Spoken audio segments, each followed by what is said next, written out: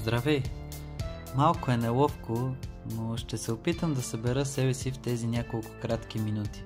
Може би да покажа моето ин и моето ян пред теб, да направя кратка равносметка по банален начин в края на годината, да се обърна и да видя пътя, по който вървя.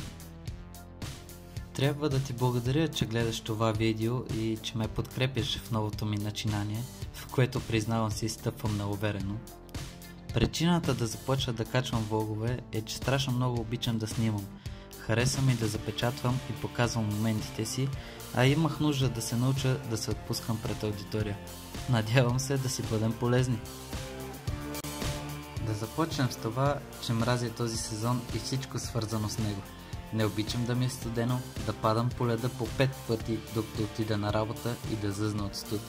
Предпочитам лятото, поради факта, че не е нужно да нося един гардероб дрехи върху гърба си. Малко съм сноп, не че си го признавам. Кефе се на твърдата музика, изпълнявана на класически инструменти, на метала и рап. Обичам да слушам стари парчета. Направо се хиля, не се усмихвам.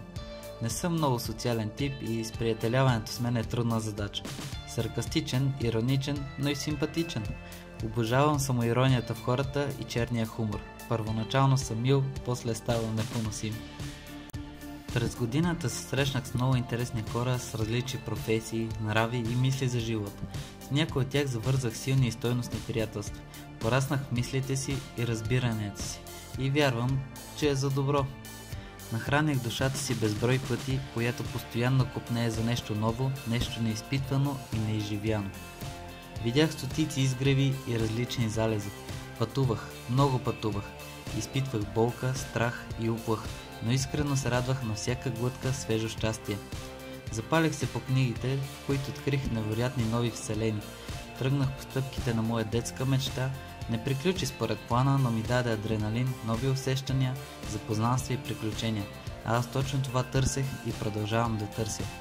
Карах каяк, пусках се в бурни води на рафтинг приключения, въртях огнен пой, слушах хиляди истории и човешки съдби, преоткрих добротата в хората, спах по отбивки и палатки и за пореден път се влюбих в страната си. Не мога да съм сърдит, забравям и бързо ми минава. Забравям също да се извинявам и да благодаря. Затова приеми това видео като извинение и голяма благодарност. Не обмислям какво говоря или правя и често си патя от това. Хората не обичат истината. Градът е зомби, което изпива цялата ми енергия. Планината е моето зарядно. Обичам да харесвам и не харесвам да обичам. Аз съм странен по мой си начин. Ти, тя, той също. Но аз се харесвам така. Харесвай се и ти. Покажи на околните какъв си. Свали маската. Намери ян за своя ин. Бъди ин за нечи ян.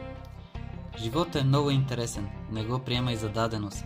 Не давай на хората да смачкат мечтите ти, само защото не вярват в потенциала ти. Следвай мечтите си и работи за тях, защото само това е начина тези мечти да станат реализирани цели. Заобиколи се с позитивизъм и разпръсквай такъв. Раздавай се за близките си, защото те го заслужават. Старай се всеки ден да си по-добър човек от вчера и помни, количеството не е качество. Не можеш да станеш по-млад, но можеш да станеш по-добър. Благодаря ти още веднъж, че изгледа това видео.